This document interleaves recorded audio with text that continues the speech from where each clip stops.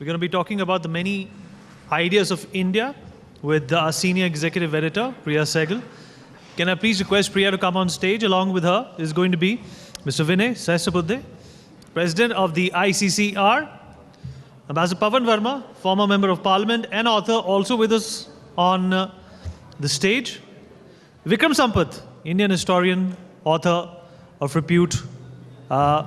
Please welcome on stage and let's begin the next panel. Big round of applause, please, for everyone.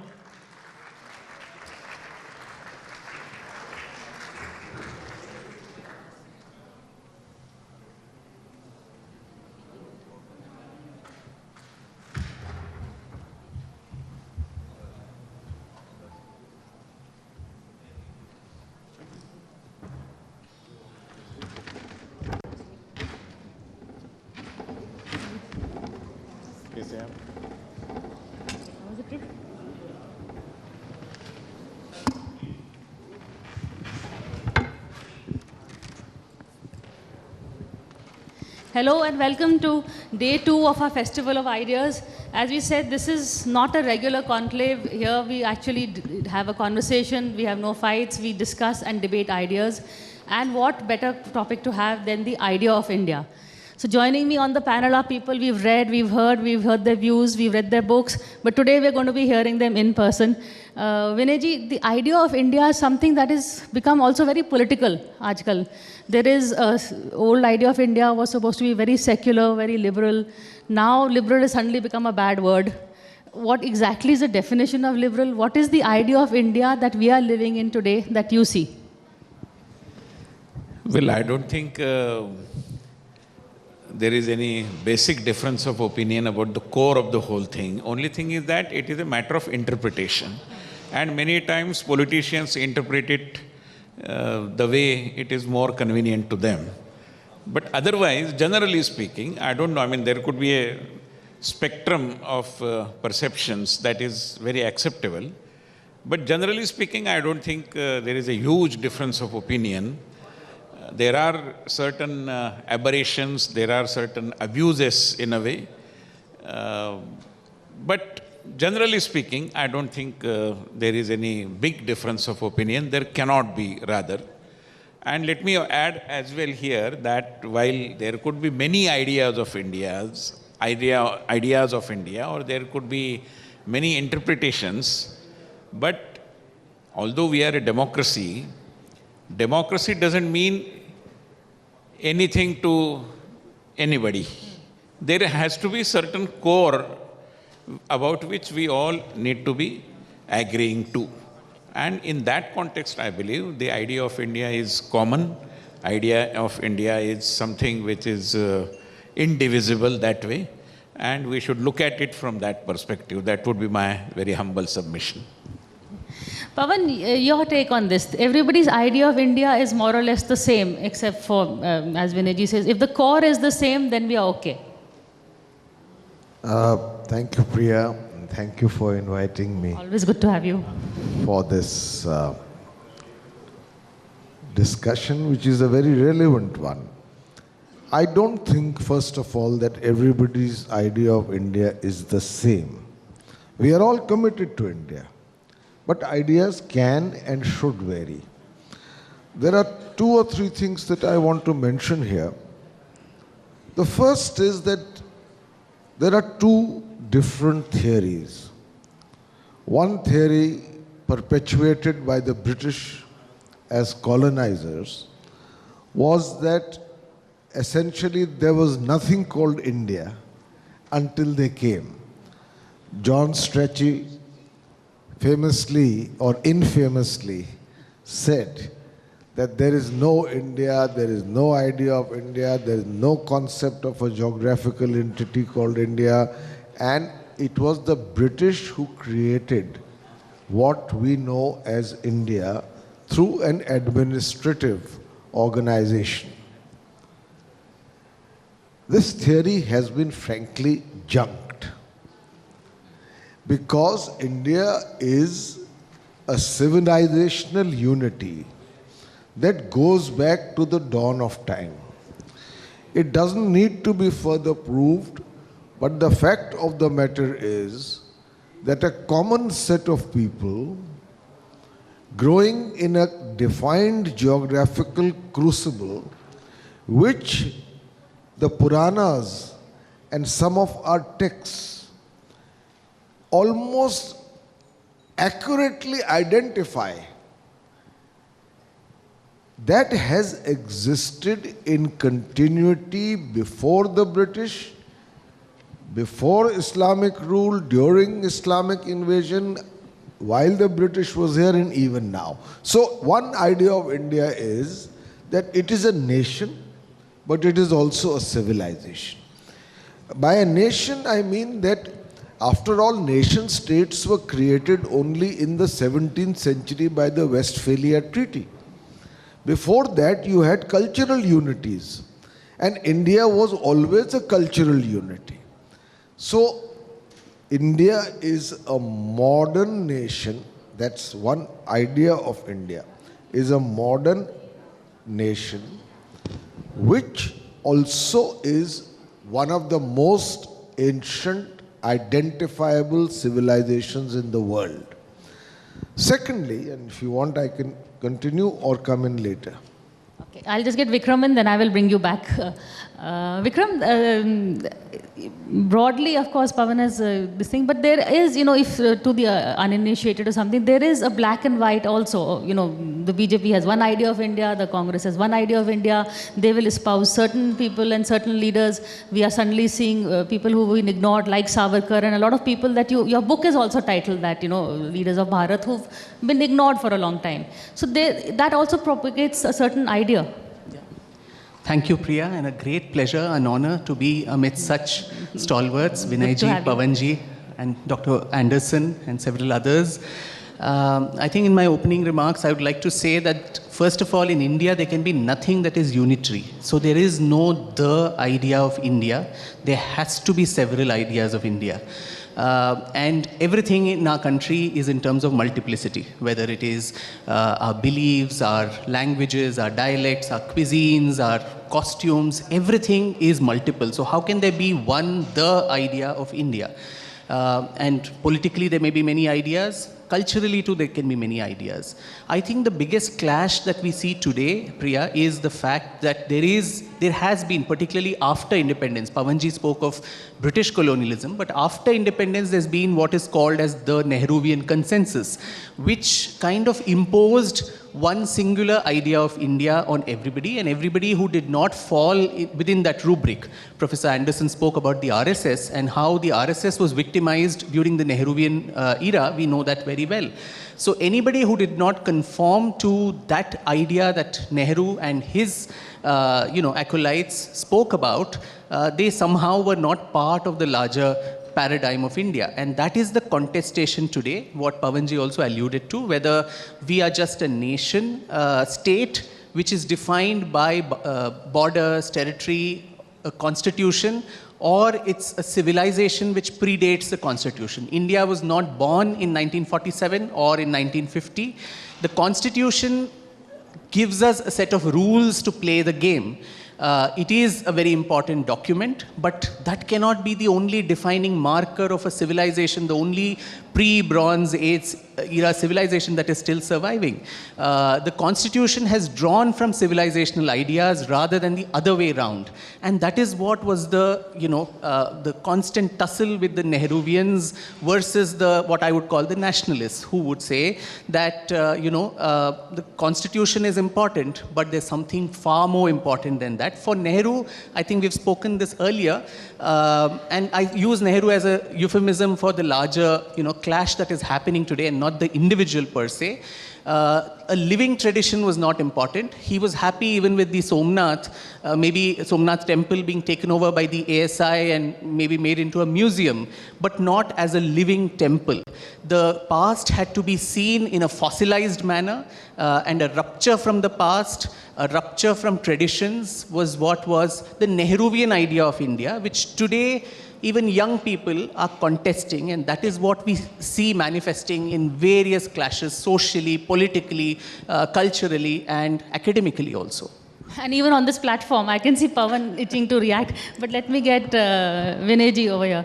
Vinayji, the Nehruvian idea is something, we're saying there is a civilization conflict, but it is also confined within the borders of India. There are two ideas of civilization, idea of India, but something that is coming up very much in the narrative of the day. If you could repeat the question. My question is the Nehruvian idea of India is something that is being questioned now. Why? Well, because it was, I think, based on some erroneous kind of perceptions or maybe premises, if I may say that. For example, there are many people who contest the term that we use generally, which is cultural nationalism. And what Pawanji said, that we are a civilizational nation, not just a geographical nation. And there comes the difference of opinion. Our boundaries do not define our national character. It goes much, much more beyond, because history is a witness to that, whether it is Gandhara or any other thing for that matter, or the influence of our epics for that matter, which transcends our geographical borders. So we are a cultural nation, and therefore we believe in cultural nationalism, and there is nothing wrong about it. To a certain extent, see, unfortunately what happened is, amongst the Nehruvians, there is some kind of a unnecessary sense of being apologetic about this cultural contest. And culture also has to do something about spirituality. Had that not been the reason, Nehru would not have desired that after his death, the ashes should be immersed in Ganga, in various parts of Ganga for that matter. So I believe unnecessarily there is some sense of being apologetic. I mean, people are a little shy about their cultural or spiritual identity, which is not required. And that is what we are very boldly and unhesitatingly putting forth. That's it. Pawan, you want to comment on this? You know, Jawaharlal Nehru is very much, many decades after his death, more in the news for the wrong reasons than the right ones.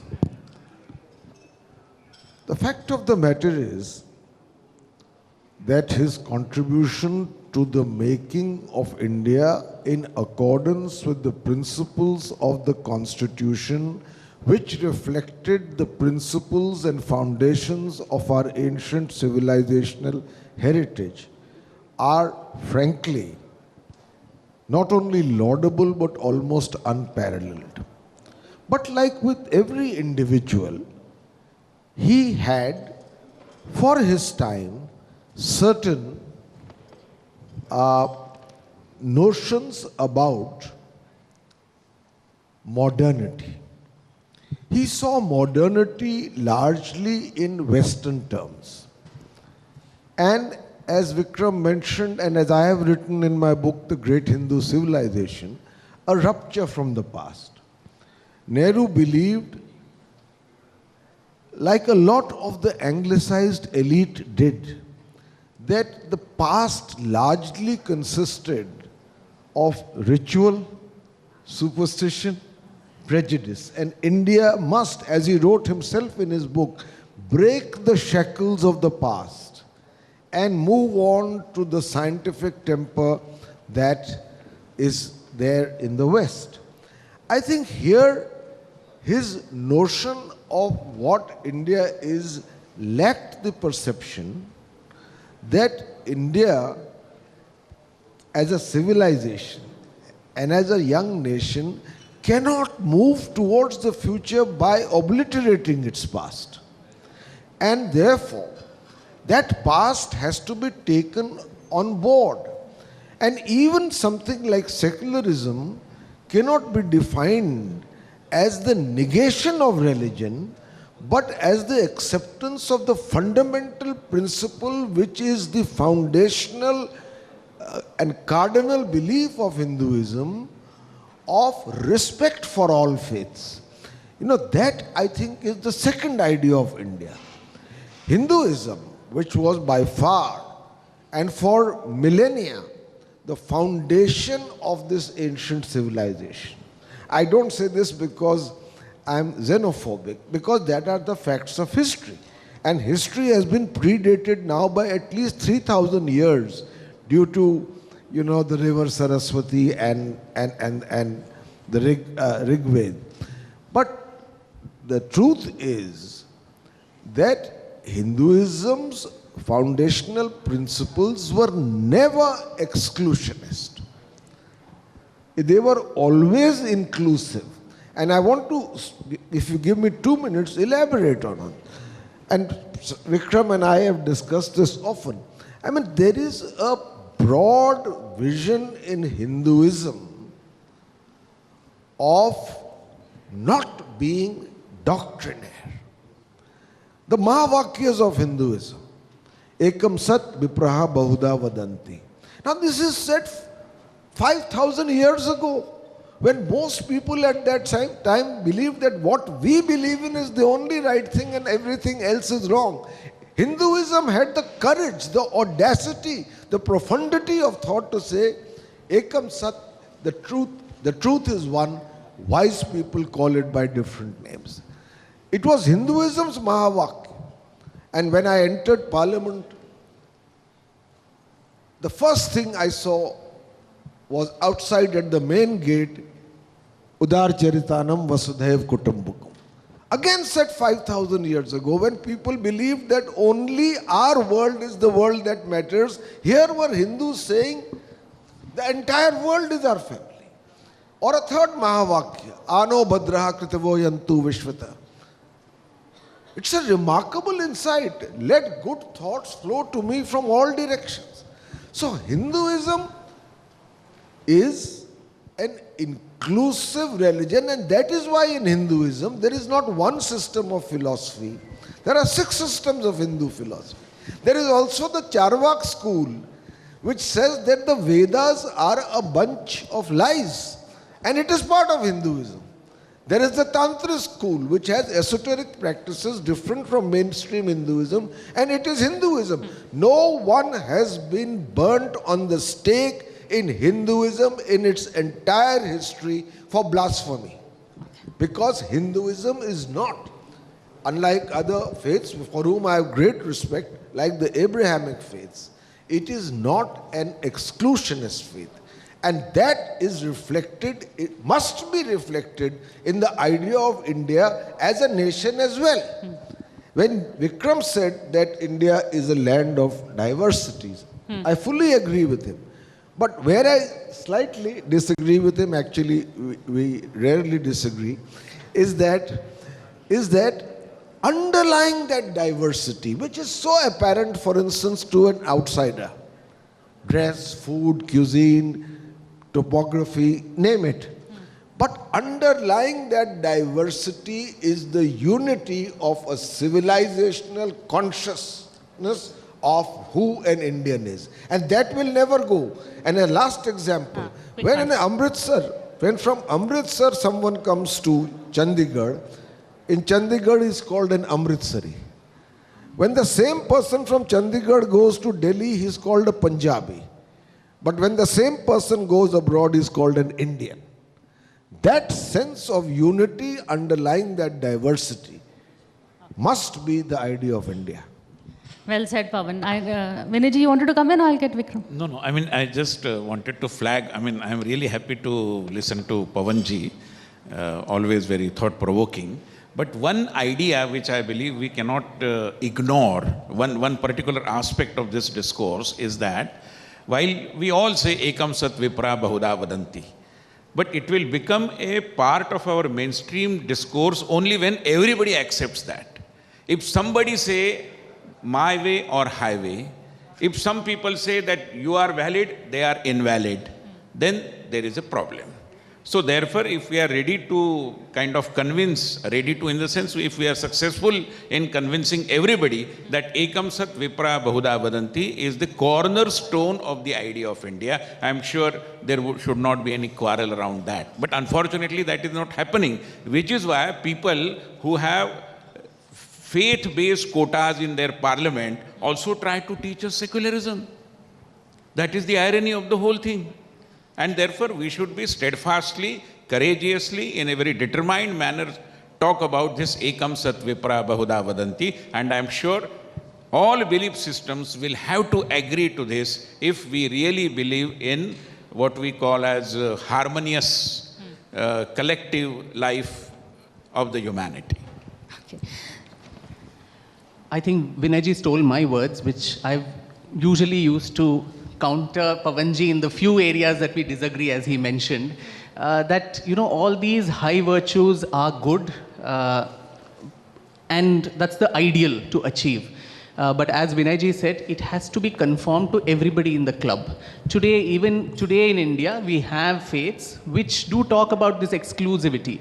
So when we talk and demonize Hindutva also, that this is something very exclusionary, and it is a departure from what Hinduism is, the usual difference between Hinduism versus Hindutva, which a lot of Pavanji's friends try to create this false equivalence. I think that is totally unfair and uncalled for, because when a faith as evolved as Sanatan Dharma, there was no Hinduism at that time, actually comes in a clash, a civilizational clash with other faiths, the Abrahamic faiths, which do not believe in this, many roads to the same truth, then what does the other faith do? It has to also stand up. You can't fight someone only on the strength of your philosophical, virtues and all these high principles. There has to be a Kshatriya spirit. There has to be a warrior spirit, and that is exactly what Hindutva does. Even in Savarkar's own writings, you see that he says, we are not going to be the ones who will proactively attack someone, but organizing yourself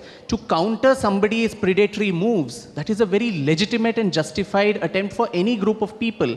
And why Savarkar, even someone like Sri Aurobindo had said in 1923 that, the Hindu-Muslim problem will be solved once the Hindus organize themselves, and not the Gandhian way of how a bridge needed to be built between the two communities. So I think this larger discourse on secularism and that being the idea of India, I think we need to underline and also give credit for the fact that India is secular because the majority here is the Hindu community.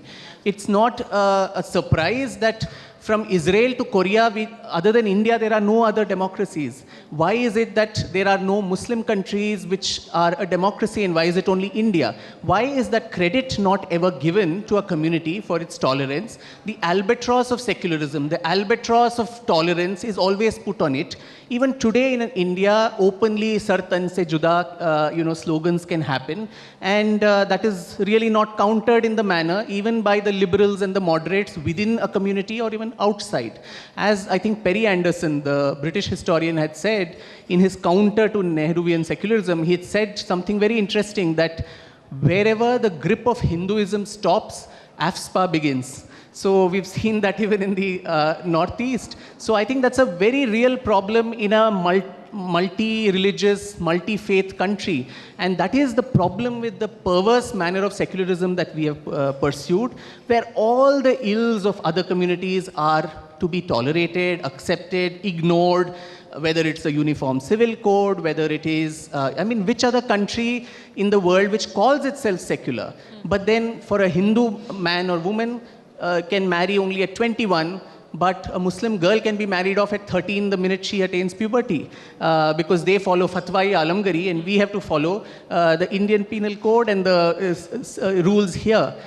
Which other majority community cannot run its own institutions, its own educational institutions, its places of worship are controlled by the government. All the money that we as devotees go and give in a temple goes to the government coffers to build some highways and roads, whereas everything under, including the Delhi High Court, is probably on Waqf property. So I think these anomalies that have come have distorted this idea of India and made it what I think the BJP and its affiliates call pseudo-secularism. And that is the angst which is constantly playing out in terms of clashes between these two very, important ideas of contestation.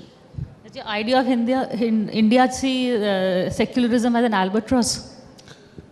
No, I think there is a point in what Vikram is saying, that there are certain faiths which, in theory at least, believe that they alone have the monopoly to what is the way either to God, moksha, salvation or truth. it is true Hinduism is different. And it is true that there are many legitimate Hindu angsts which have built up even prior to 1947 and afterwards. I discussed them again in great detail in Great Hindu Civilization. The support for the Khilafat movement by Mahatma Gandhi, well intentioned in order to keep all communities in the struggle for freedom against the British, was opposed within the Congress party itself, including by stalwarts like Dr. Ambedkar. That created a backlash, because why should India support a pan-Islamist movement?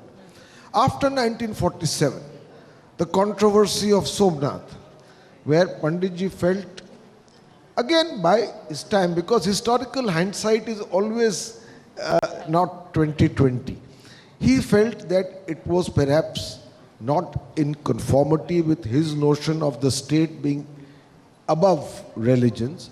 But a lot of Hindus felt that a temple which had been pillaged over a dozen times, and now that India was independent, for its restoration by money raised by the public under a public committee with the backing of Mahatma Gandhi, there was no harm if Dr. Rajendra Prasad, the President of India, went to inaugurate it.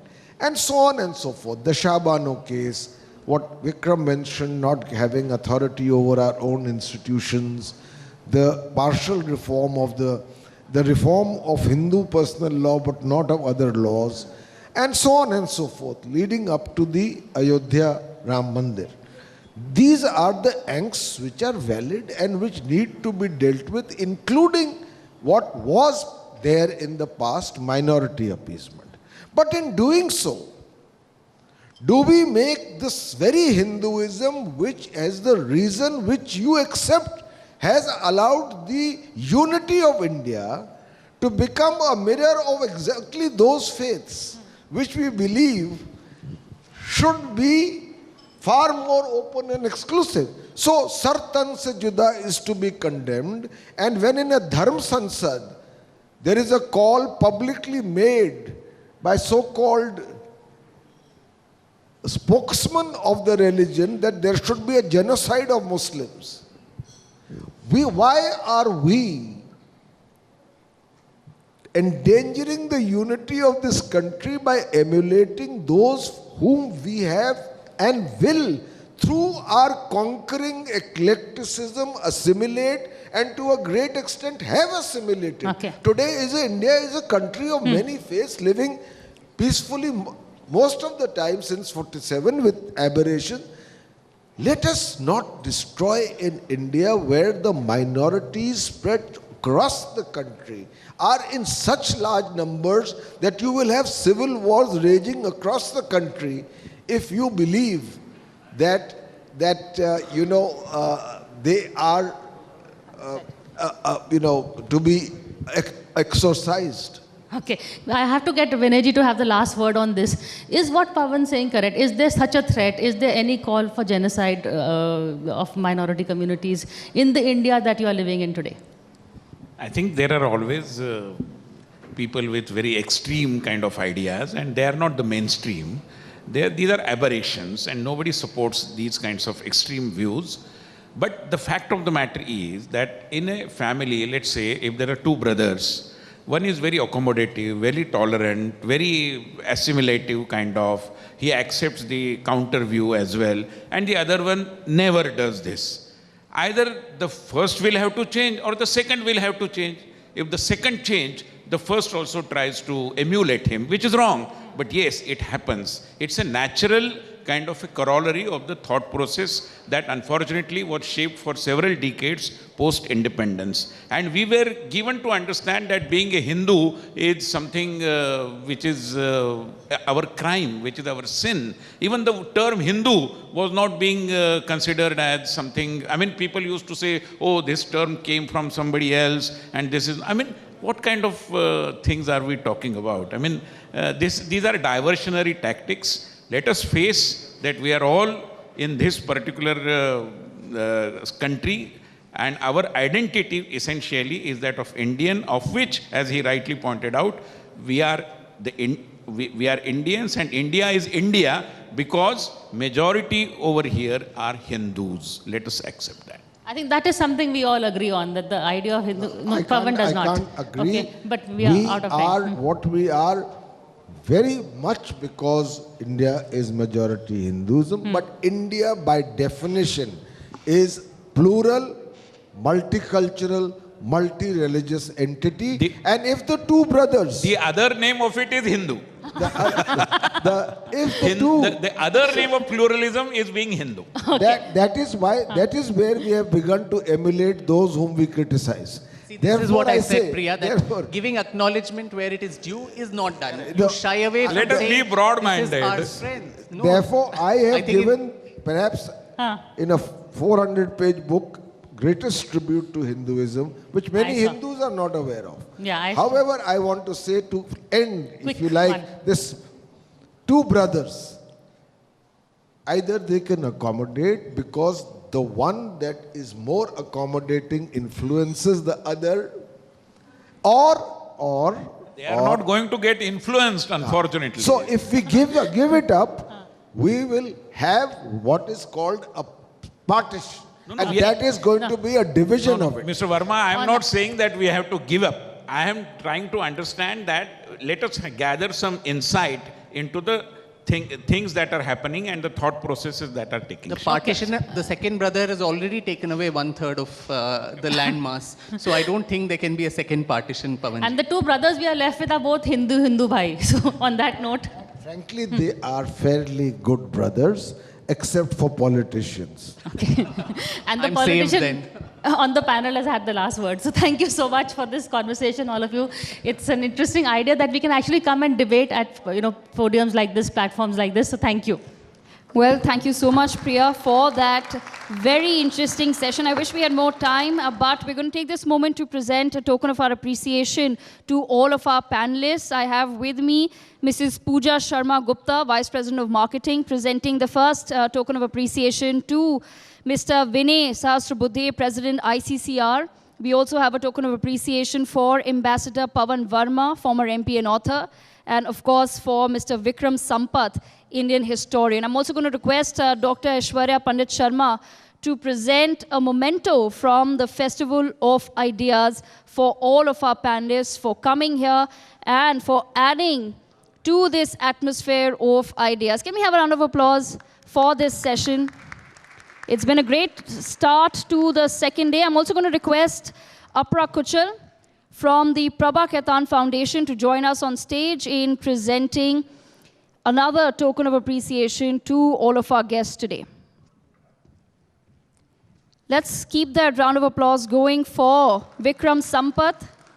We also have with us Ambassador Pavan Verma and, of course, Mr. Vinay Sahasrabuddhe. This session was on the many ideas of India, moderated by Priya Sehgal, Senior Executive Editor of NewsX.